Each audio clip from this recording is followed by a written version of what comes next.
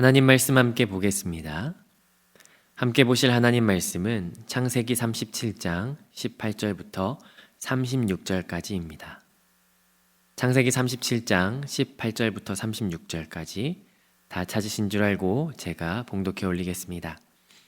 요셉이 그들에게 가까이 오기 전에 그들이 요셉을 멀리서 보고 죽이기를 꾀하여 서로 이르되 꿈꾸는 자가 오는도다.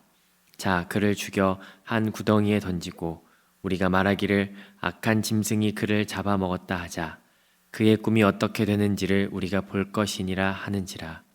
르우벤이 듣고 요셉을 그들의 손에서 구원하려 하여 이르되 우리가 그의 생명은 해치지 말자.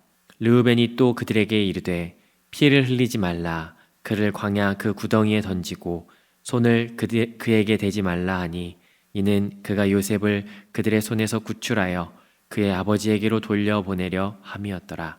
요셉이 형들에게 이르매 그의 형들이 요셉의 옷 곧 그가 입은 채색 옷을 벗기고 그를 잡아 구덩이에 던지니 그 구덩이는 빈 것이라.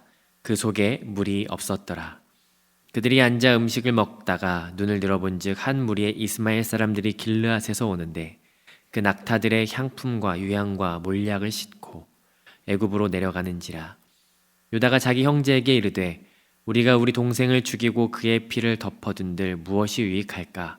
자, 그를 이스마엘 사람들에게 팔고 그에게 우리 손을 대지 말자.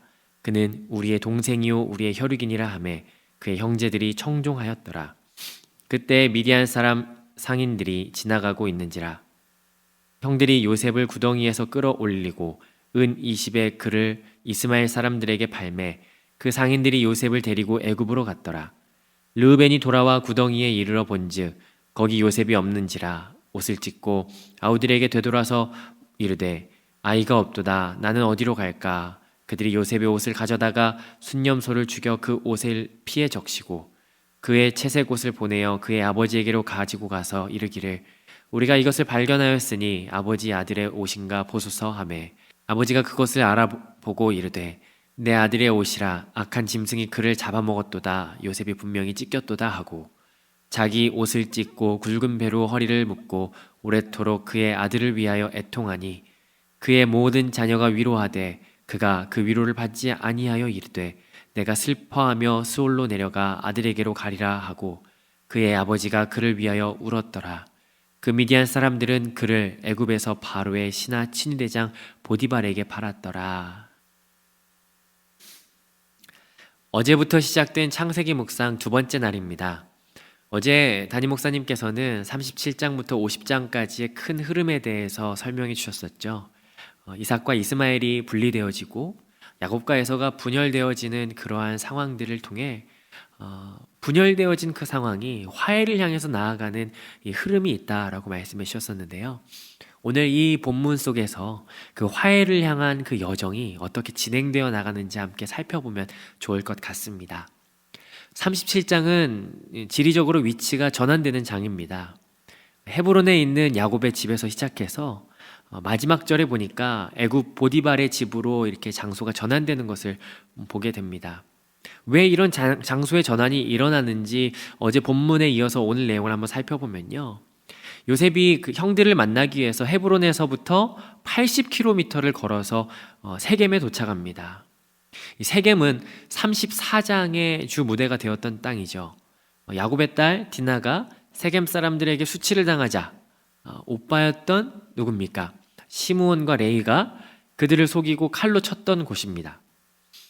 아마 그래서 그랬는지 몰라도 그곳에서 그 형들은 양을 칠 수 없었던 모양입니다. 그래서 이미 요셉이 도착했을 때에는 거기서 형들을 만날 수가 없었죠. 막상 가고자 목적지인 세겜에 왔는데도 형들을 찾을 수 없자 어디로 가야 할지 몰라서 막 방황하고 있을 때 어떤 한 사람이 나타납니다.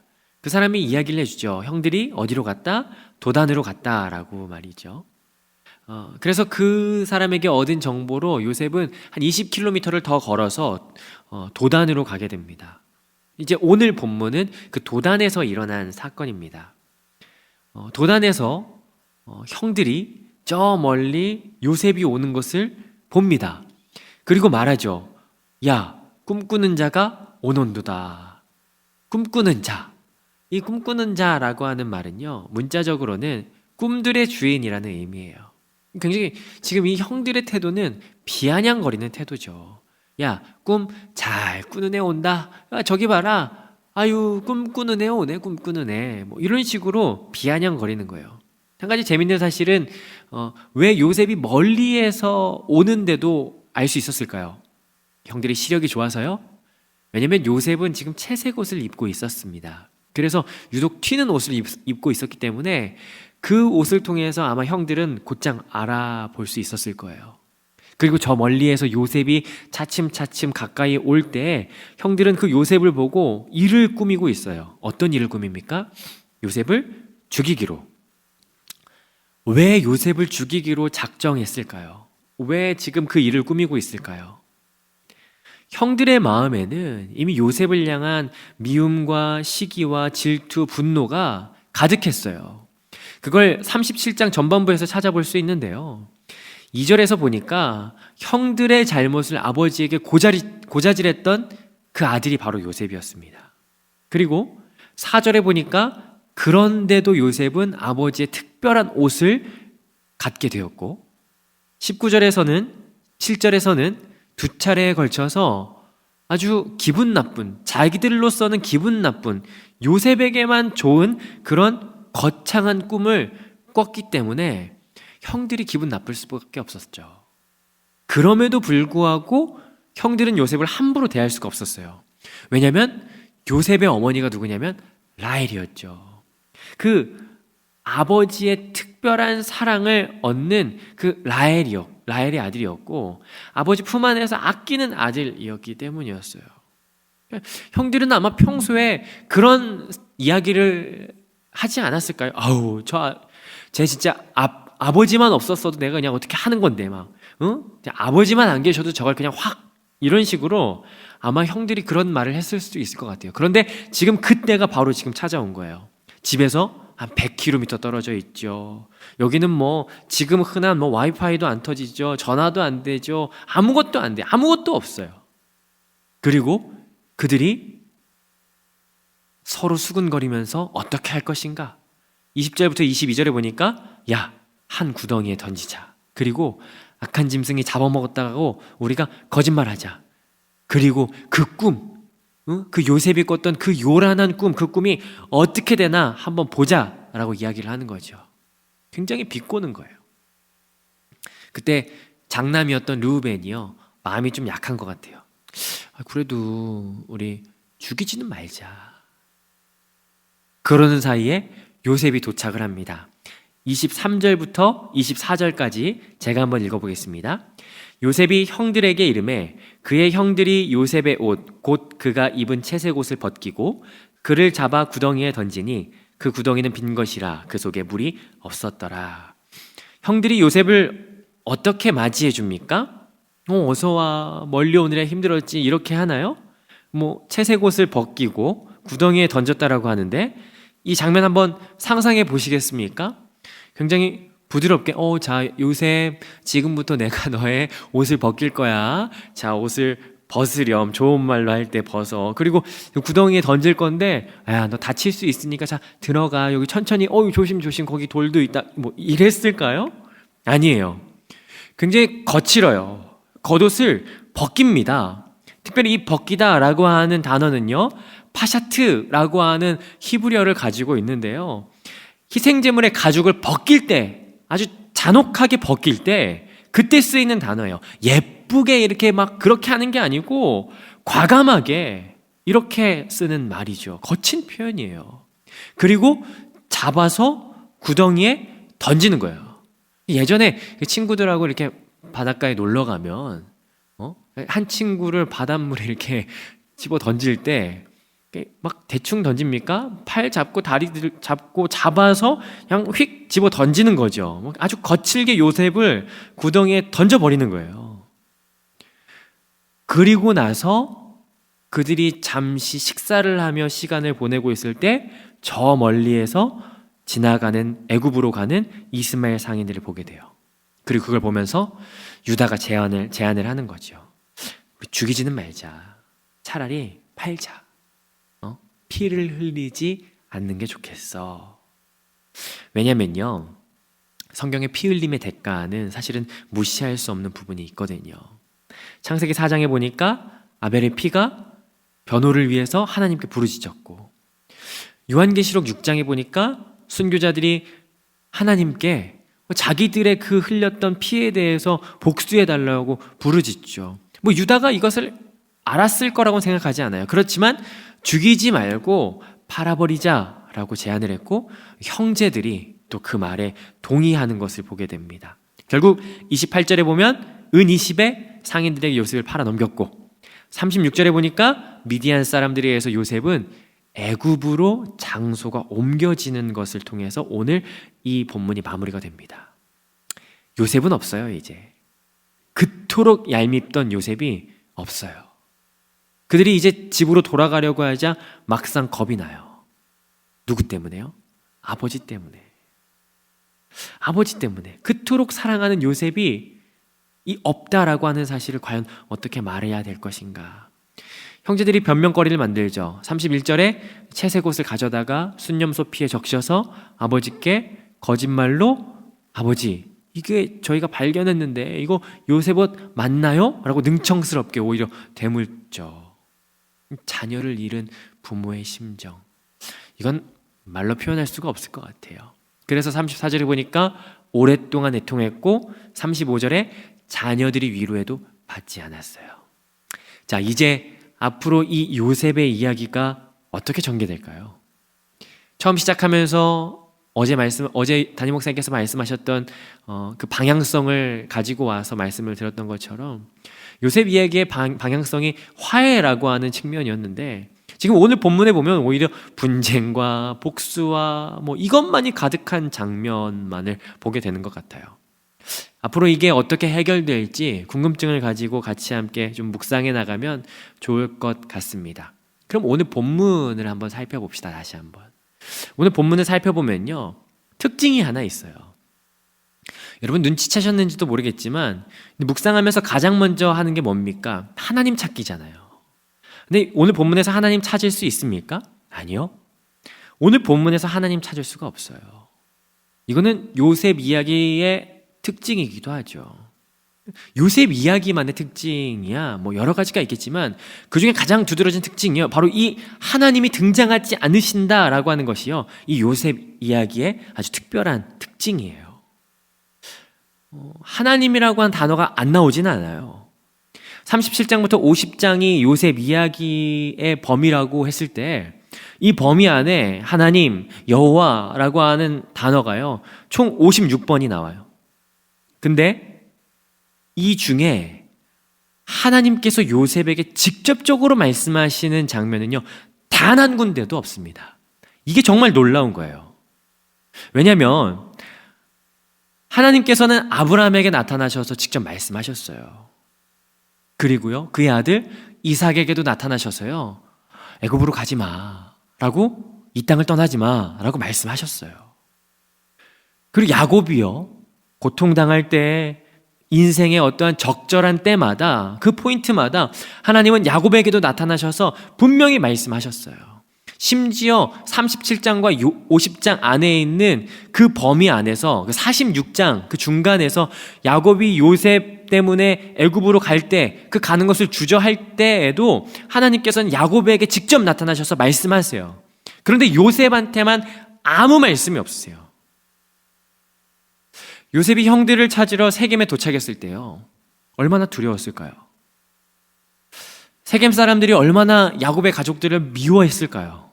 자기 자식들이 얘네 때문에 다 몰살당했는데 그거 가만히 둘 사람들이 어디 있습니까? 그때에도 하나님께서는 이 요셉에게 말씀하지 않으셨어요. 요셉이 도단으로 가는 길에서 형들이 그 요셉을 향한 그 계략을 꾸미고 있을 때에도요, 하나님께서는 요셉에게 아무 말씀도 하지 않으셨어요. 채색옷이 찢겨지면서 벗겨졌을 때 얼마나 수치스러웠을까요? 그때에도, 그리고 요셉이 강제로 깊은 웅덩이에 집어 던져졌을 때에도, 그때 아프지 않았을까요? 육체적인 고통이 있을 때에도. 그리고 그 위에서는 요셉을 향한 그 분노와 조롱과 얘를 어떻게 해야 될까라고 하면서 아주 나쁜 모의를 하고 있을 때에도 하나님께서는 요셉에게 아무 말씀도 하지 않으셨어요. 요셉이 구덩이에 빠져서 그냥 가만히 있었을까요? 기도하지 않았을까요? 누구보다 절박하지 않았겠습니까? 살려달라고, 하나님 구원해달라고 애원하고 하나님 찾고 그러지 않았을까요? 형들이 그냥 가면 난 여기에서 물 없는 웅덩이기 때문에 목말라 죽거나 아니면 악한 짐승에게 정말 물어뜯겨서 죽일 텐데 하나님 도와주세요. 하나님 살려주세요. 안 그랬을까요? 정말 낯선 미디안 사람들에게 이끌려서 노예로 끌려가는, 처음 가보는 그 애굽 땅에 끌려갈 때에도 요셉이 하나님 찾지 않았을까요? 그런데요, 하나님께서는 아무런 응답이 없으세요. 오늘 본문에서는 하나님이란 단어가 한 번도 등장하지 않아요. 하나님이 마치 이 상황을 모르시는 것만 같아요. 여기서만 그렇지 않아요. 요셉의 모든 삶의 순간의 위기와 모든 전환점 그 속에서도요, 하나님은 단 한 번도 요셉에게 직접적으로 말씀하신 적이 단 한 번도 없습니다. 그런데 여러분, 요셉의 이 스토리에서 정말 아이러니한 게 뭔지 아십니까? 오히려 다른 사람들이요, 요셉을 보면서 하나님을 봐요. 요셉과 함께하면 다른 사람들이 하나님의 복을 누려요. 형통하게 돼요. 하나님께서 그들을 형통하게 하시는 복을 누리게 돼요. 보디발이 그랬고요, 죄수들이 그랬고요, 바로가 그랬고요, 애굽 백성들이요 살게 되는 역사가 일어나요. 이게 정말 아이러니한 거죠. 우리 주일 말씀 기억해 보면 아브라함 때문에 파라오가 고통스러웠는데요, 요셉 때문에 파라오가 오히려 형통하게 되는 것을 우리는 보게 되는 거예요. 여러분, 지금 우리의 삶이요, 고난이라고 해서요 우리의 삶에 하나님이 안 계신 게 아니에요. 마치 물이 없는 웅덩이에 던져진 것 같은 그 아무도 모르는 애굽으로 끌려가는 상황이라 할지라도요, 하나님이 안 계신 게 아닙니다. 지금 우리가 처해 있는 이 상황과 고난이 내 이성과 내 생각으로는 도저히 이해할 수 없지만 분명한 사실은 하나님께서 이 코로나 상황을 모르지 않으신다는 거예요. 하나님께서 분명히 이 시기 우리가 살아가는 이 상황을요 모르지 않으세요. 다만 우리가 하나님의 뜻이 뭔지, 그것이 무엇인지 알 수 없을 뿐이죠. 그렇다면 우리가 해야 될 것이 무엇입니까? 때를 기다리는 거예요. 하나님의 때를 기다리는 거예요. 구덩이에 던져질 때가 있으면 건져질 때가 있고, 보디발의 집에 끌려갈 때가 있으면 도망칠 때가 있고, 그 때가 언제 올지 모르지만 그 때를 기다리는 겁니다. 그리고 그 때를 기다릴 때 우리의 삶을 성실하게 살아가는 것, 그래서 나를 통해서 내 이웃이 하나님을 볼 수 있도록 하는 삶을 살아가는 것. 사도행전의 초대교회를 기억하십니까? 하나님께서는 사도행전의 초대교회를 알고 계셨어요. 왜냐하면 하나님께서 시작하셨기 때문이죠. 마태복음 16장에서요 이 교회를 하나님께서 시작하셨어요. 그리고 사도행전 2장에서요 성령을 부으심으로 말미암아 그 교회가 퍼져나가기 시작했어요. 하나님께서는 교회를 알고 계셨어요. 그럼에도 불구하고 그들에게는 늘 박해와 두려움이 있었어요. 순교가 있었고 쫓김이 있었고 경제적인 고난이 있었어요. 그렇다고 해서 초대교회 성도들은요 대충 살지 않았습니다. 사도행전 11장 26절에 보니까요 놀라운 기록이 나오는데, 제자들이 안디옥에서 비로소 그리스도인이라 일컬음을 받게 되었더라. 이건 야, 우리끼리 그리스도인이다 라고 하자라고 한 게 아니에요. 안 믿는 사람들이요 저 사람들을 보면서 와, 쟤는 뭔가 다르네, 쟤네는 왜 저렇게 다른 삶을 살 수 있을까, 우리와 다른 사람과 정말 다른 삶을 살아가는 이유가 뭘까 봤더니 그 안에 그리스도가 계신 거예요. 그래서 이야기한 거죠. 쟤들은 진짜 그리스도인이다. 칭찬했어요. 저는 우리가 회복해야 하는 모습이 이 모습이라고 생각해요. 요셉 보면요, 와, 쟤는 하나님과 함께하는 사람이야. 우리 교회 권사님 보면요, 와, 저분은 정말 달라. 그리스도인이야. 집사님, 형제님, 자매님 보면 와, 정말 다르다. 어떻게 보면 저 사람 때문에 하나님을 볼 수가 있을까라고 하는, 이게 우리의 모습이었으면 좋겠습니다. 여러분, 우리가 고난 가운데 그리고 어려움 가운데 있죠. 이것이 지속되고 오래될수록 참 피곤하고 힘들어지는 것이 사실입니다. 그러나 우리가 이 시기를요, 때를 기다리며 순전함으로 살아가십시다. 그리고 우리 삶에 보이지는 않지만 여전히 역사하시는 그 하나님을 경험하며 살아가는 여러분 되셔서 정말 그리스도인이다, 저 사람과 나와 함께하는 하나님을 다른 사람들이 발견해내는 그 놀라운 우리의 여정에 하나님께서 기뻐하시는 삶을 살아가시는, 요셉과 같은 삶을 살아가시는 여러분 되시기를 주님의 이름으로 축복합니다. 기도하겠습니다. 하나님, 감사합니다. 이 시기가 길어지면 길어질수록, 오래되어지면 오래되어질수록 하나님, 우리가 지칠 수 있고 우리의 삶이 자칫 흐트러질 수 있으나 하나님, 때를 기다리고 주님께서 회복하실 그 날을 갈망하며 살아가는 삶이 되게 하여 주시옵소서. 또한 그 삶을 살아가는 자세로 하나님, 우리가 성실하게 우리의 삶을 살아가기를 소망합니다. 요셉을 통하여 요셉과 함께 계신 하나님을 다른 사람들이 발견했던 것처럼, 그리고 다른 사람들이 안디옥 교회 사람들을 보면서 저들이 그리스도인이다 라고 일컬었던 것처럼, 하나님, 우리의 모습을 통하여 세상 사람들이 예수 그리스도를 알게 하고 교회의 참 교회가 무엇인지 알게 하여 주시옵소서. 그런 삶을 살아갈 때 우리를 도우시는 성령 하나님을 의지합니다. 그렇게 행할 수 있도록 도우시고 역사하여 주시옵소서. 감사드리며 예수님의 이름으로 기도드렸습니다. 아멘.